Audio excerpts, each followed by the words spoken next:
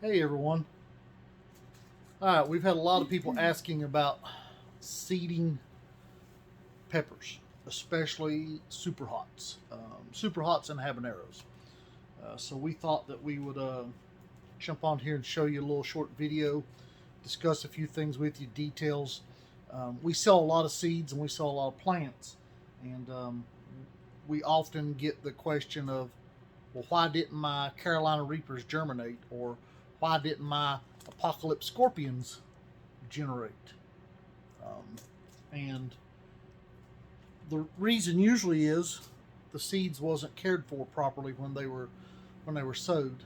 They require specific temperatures. They require specific conditions. They require a lot of patience and a lot of care. Um, if you skip any of these steps, you're likely to have unpleasant results.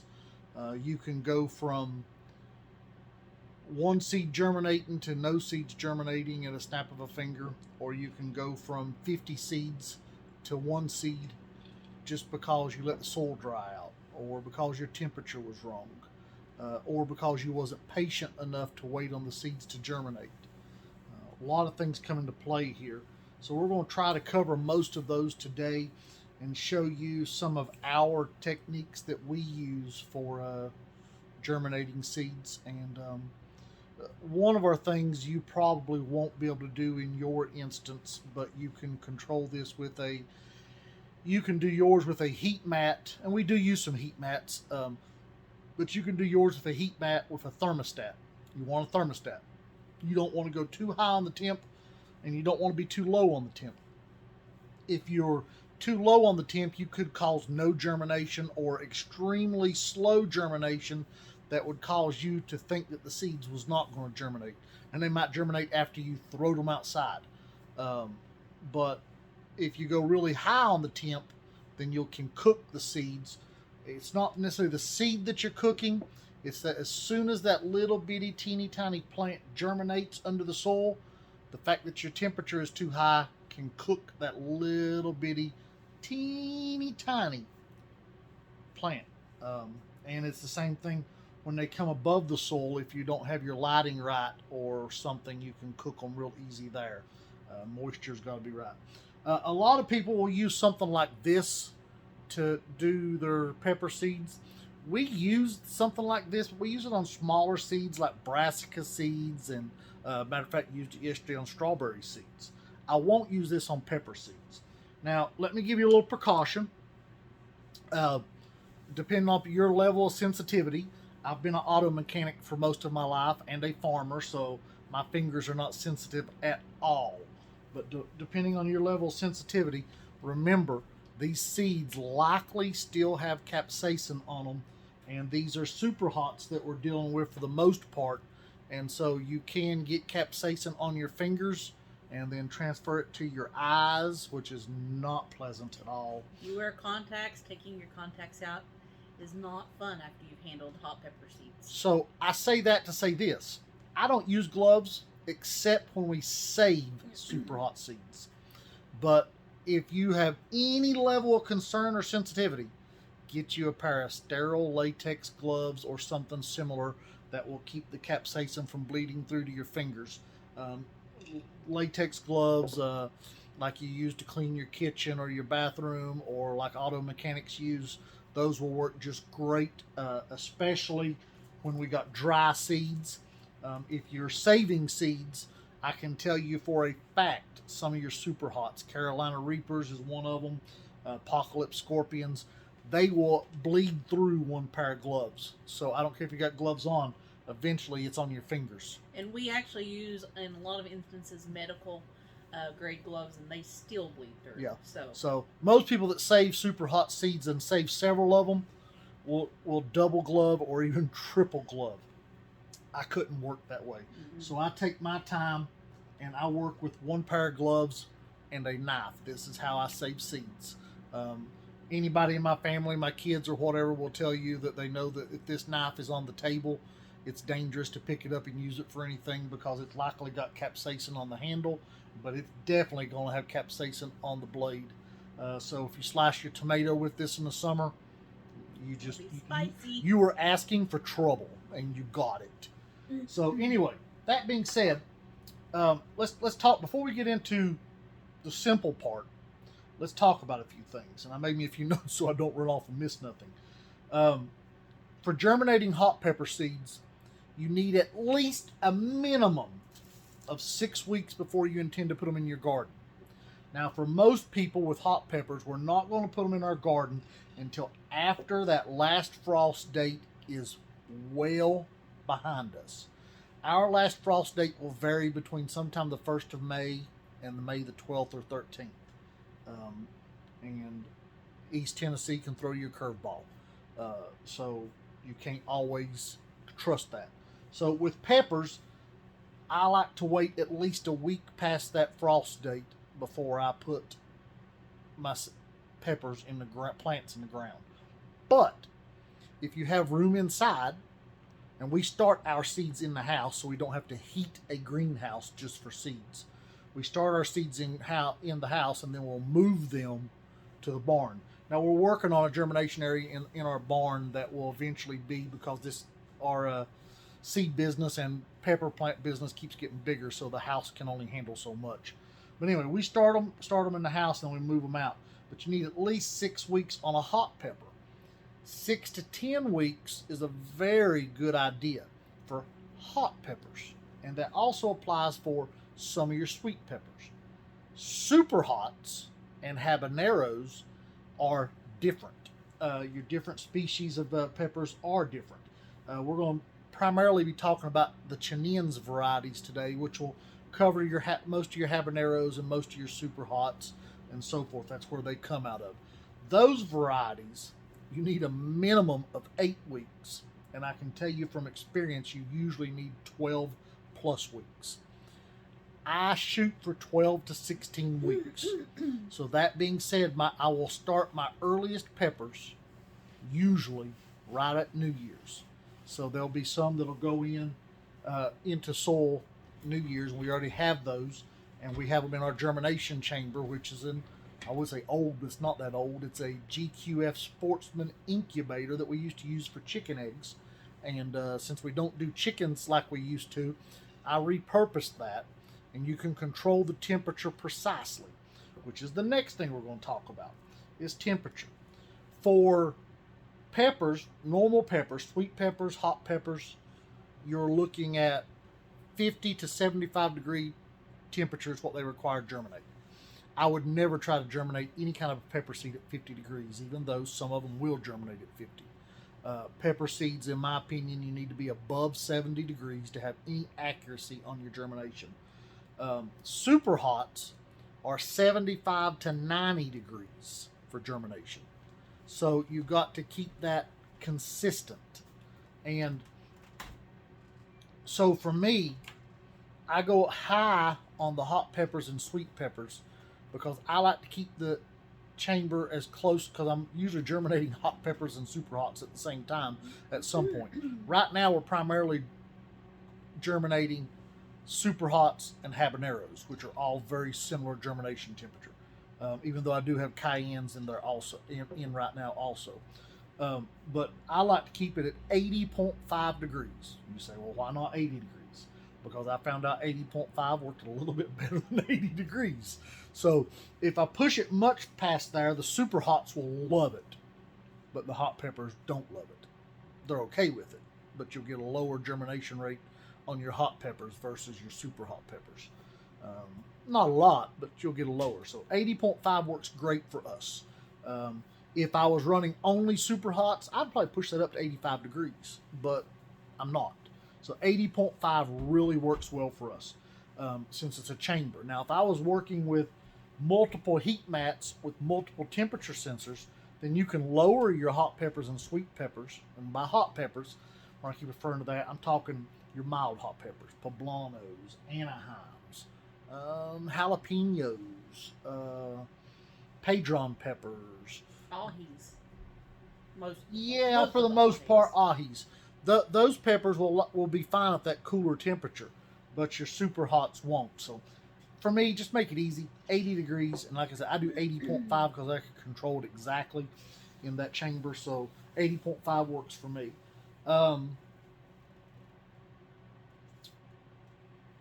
Super hots are especially this way, but pepper seeds are this way, period. But super hots, like I said, we're going to be talking about Chinen's varieties primarily. Super hots, if you're wanting one plant, don't plant one seed. Yeah. You will likely be disappointed, because if anything goes wrong in your process, you can turn 12 seeds into 2 seeds so fast, 2 plants so fast to make your head swim. But more likely is what's going to happen is you're going to seed somewhere around 6 seeds. A lot of these packs come with seed companies sell 6 to 12 seeds in their seed packages on Super Hots. So if you start with 6 seeds, you're likely to only have 4 come up. Out of those 4, one plant is likely to be a dud. And by dud, I mean it grows much slower than the other ones. Maybe it's got deformities. Maybe it has maybe insects take it. You know, anything stupid can happen, let me tell you, real fast sometimes.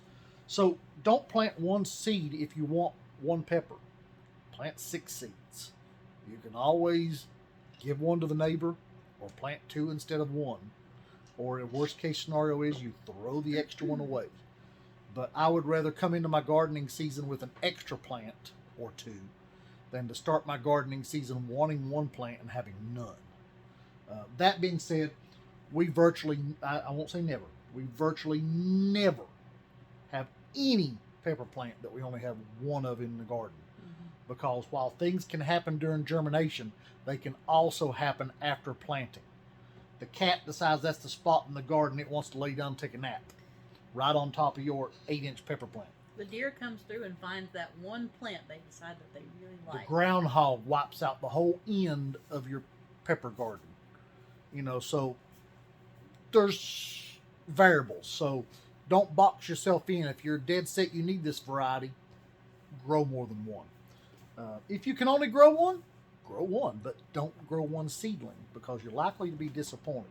And if you're wanting to make hot pepper sauce, you're going to want to grow more than one, because one plant's most likely not going to give you what you want to make your sauce. Until way up in the end of the season. And at the end of the season, most of these plants are producing a high number of peppers. But in the beginning of the season, you're likely to be only getting 1 and 2 peppers here and there. And if you're wanting to make hot sauce or something like that, 1 or 2 peppers ain't going to cut it. Yeah. Now, if you're going to do dried seasoning, you can obviously freeze these peppers. You can do lots of things with them. Dry them one at a time, whatever you want to do. One more thing. Go into peppers thinking patience.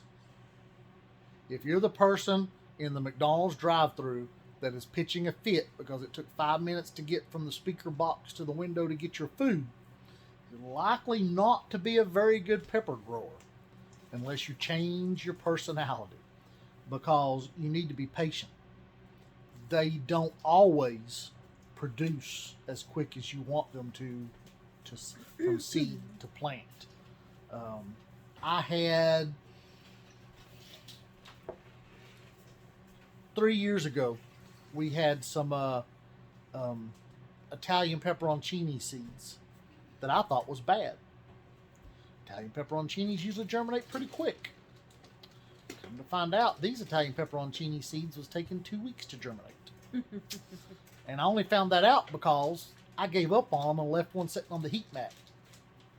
And half dried out tray, 2 weeks later, started to produce plants in the cells that were not dried out.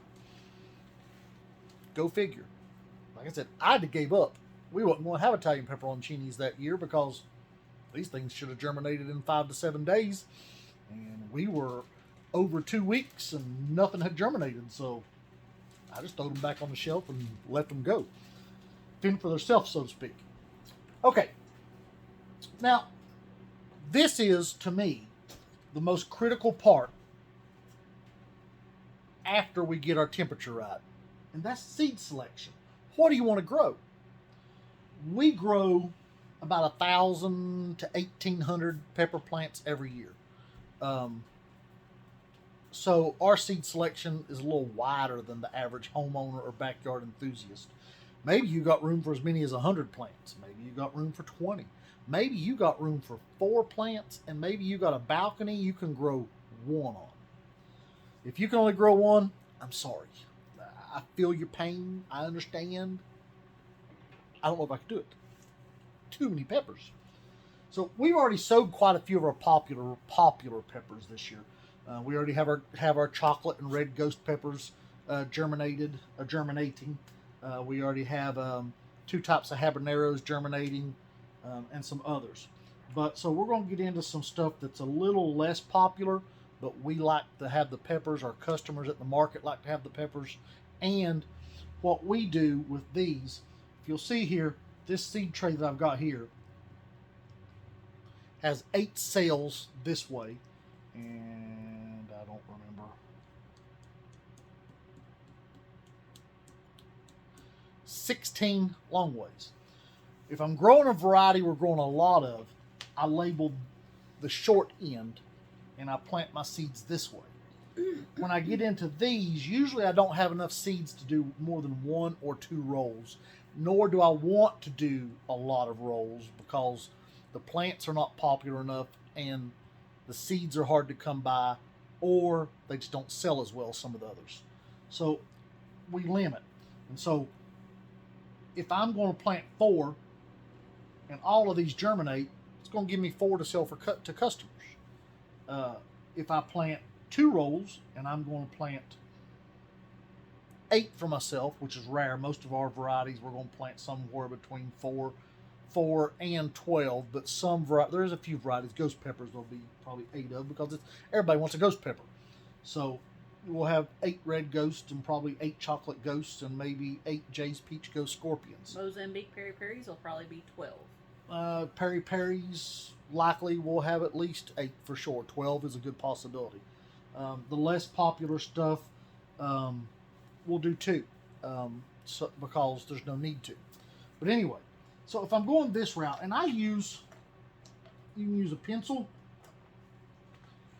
to poke your hole, works just fine.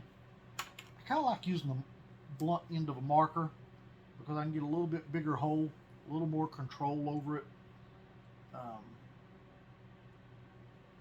And just poke a hole. I think y'all can see what I'm doing.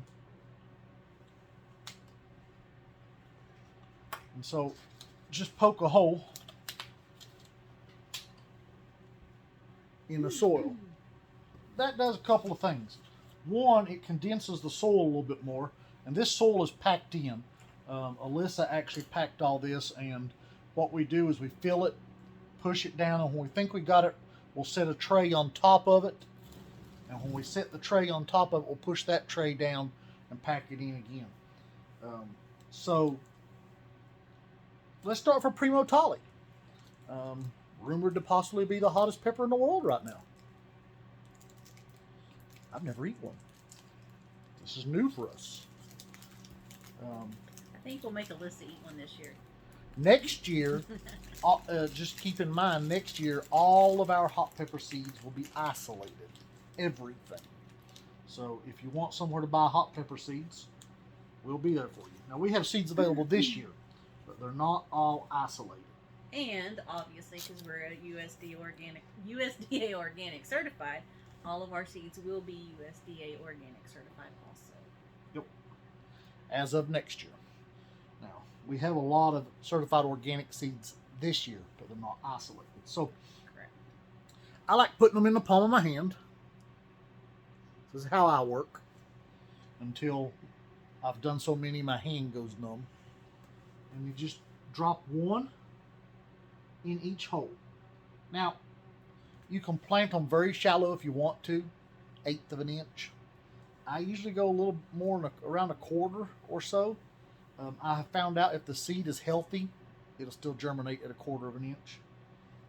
Now, if you was to put a real deep hole, you go down 1 inch or something, then you run into trouble with the new sprout being able to make it through the soil. So there we have 4 5. Dropped 1, 6, 7. Nope, actually it wasn't 1, was it? It was a piece of 1. And 8. It is also very important in your soil mix to use like a peat moss based germination mix, not a compost, because a compost is going to be hard and thick and it's going to burn up your seedlings.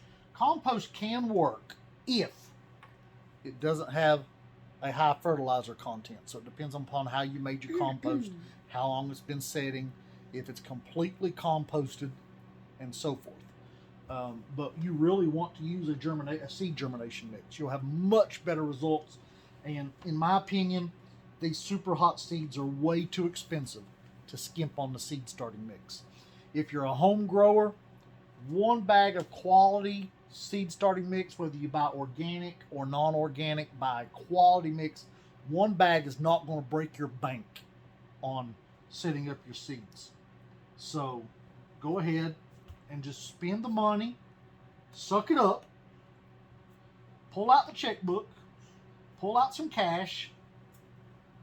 Don't buy your Pepsi or Coca-Cola that week, and get you a good seed starting mix. Trust me, we smother every year when we go to order seed starting mix. Yeah.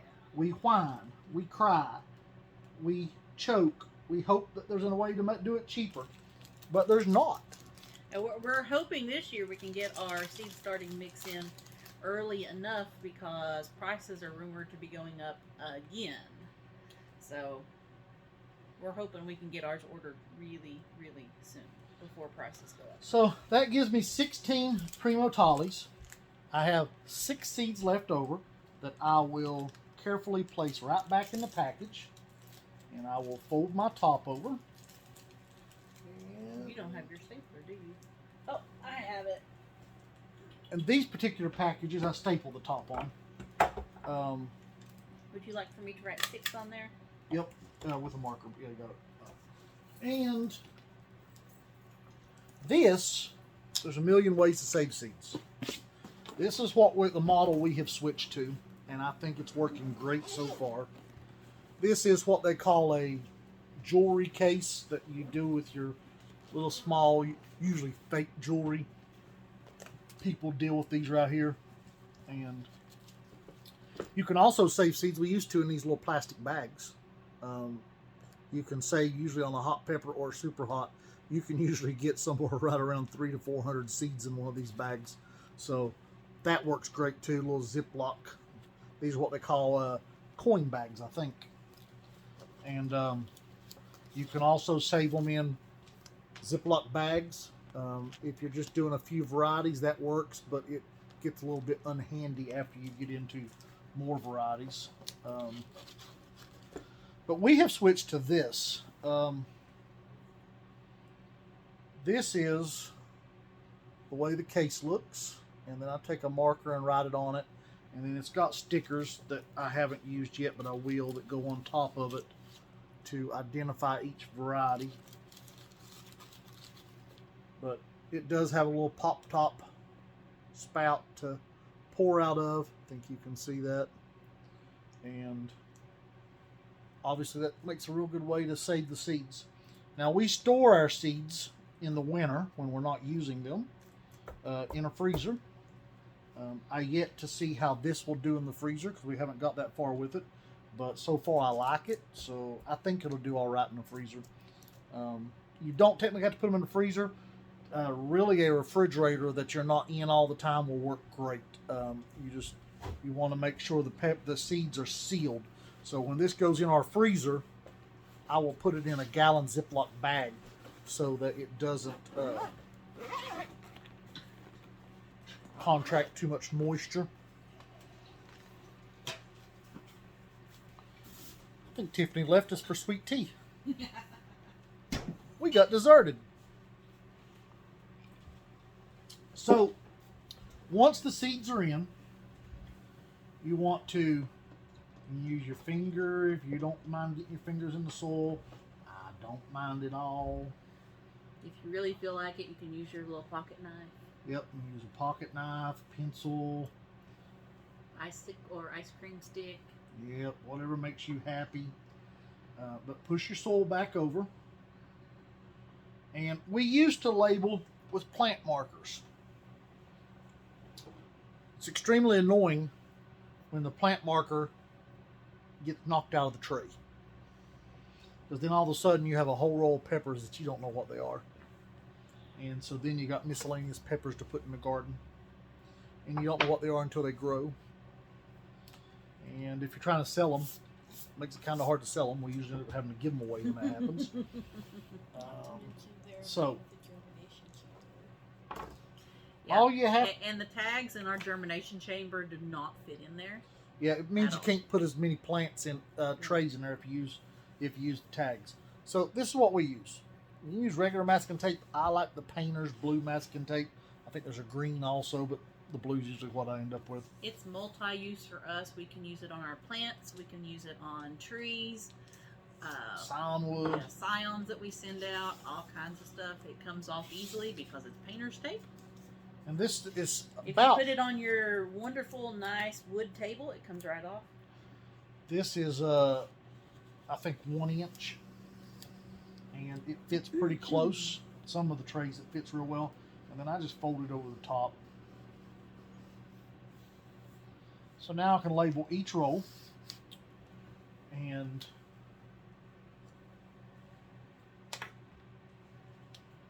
so I got 2 here that are Primo Tolly.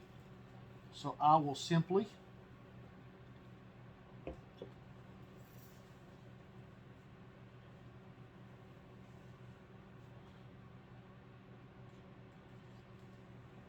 where's my package? Right here.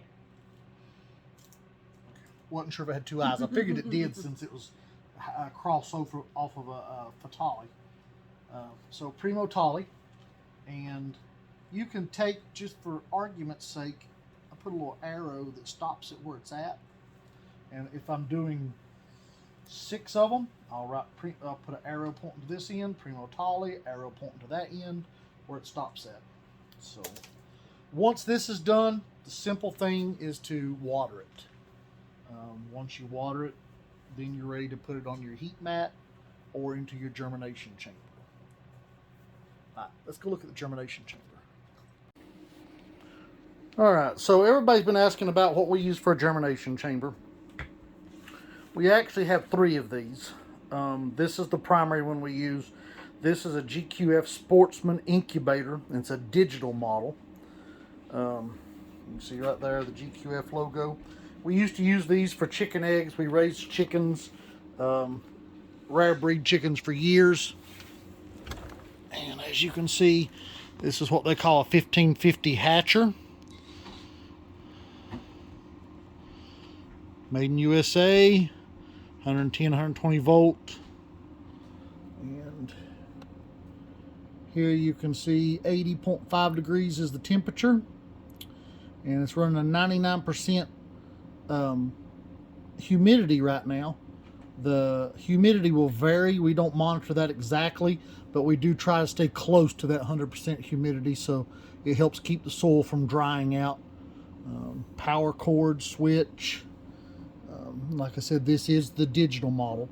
We also have a digital, this is an actual incubator. No, this is the hatcher, sorry.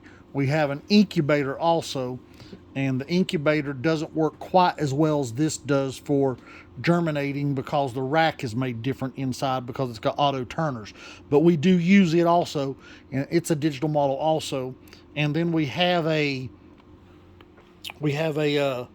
non-digital model that we use for seeds that don't quite need the exact temperature as peppers do. So tomatoes, for instance, they can fluctuate a little more and they don't take as long to germinate. Tiffany, if you will open that. Tiffany's kind of like my Vanna, you know. She takes care of all the stuff for me. So at the top here, this is our water tray, our humidity tray. And so this is what keeps the humidity up. And then we can actually, if we want to raise the humidity, we can put pads in here that will stick up above that, and when the air back in the back blows over it, it changes the humidity. So here is our trays. And as you can see, we have 1, 2, 3, 4, and then on the bottom we have them double stacked, which gives us room for 6. Now, what that double stack does is we can monitor them and try to make sure whatever is on the bottom under the other one is going to be at least a day behind on germination. Now we move to the shelf once we have somewhere around 2 to 4 seedlings above ground. And yeah, these first couple will be a little leggy, but if we keep our temperature right under them with our heat mats, then the rest of them should come right along. So, and this is actually Victoria rhubarb. That is Magnum habaneros and orange habaneros. And then up here we have some strawberries. The strawberries do not need the temperature. They actually prefer to germinate below 60 degrees. So our house stays right around 64. So that will be a great germinating temperature for them. They'll do fine there. So, all right. Tiffany, as you can see, we're still taking down Christmas tree. Almost got it. Getting there. Tiffany, tell them how crazy it gets around here during germination season and plant season. Not planting season, but plant season. We lose our house usually. And greenhouse and our barn rooms become our new houses also, because there are plants everywhere and seedling trays, because there are some trays that require constant babying, like in here, until they get old enough to be able to move to the barn or the greenhouse. And then there's some that can stay out there and be abused, which is great because we love those. But peppers are one of those that need constant attention, so we do what we got to do to get them going. All right, everybody. We hope you enjoyed this video series. If you did, like, subscribe, share, and then if you will, put comments below what you liked, how you do yours. Maybe you do your seeds completely different than ours. We would love to hear that. Y'all have a good one. God bless.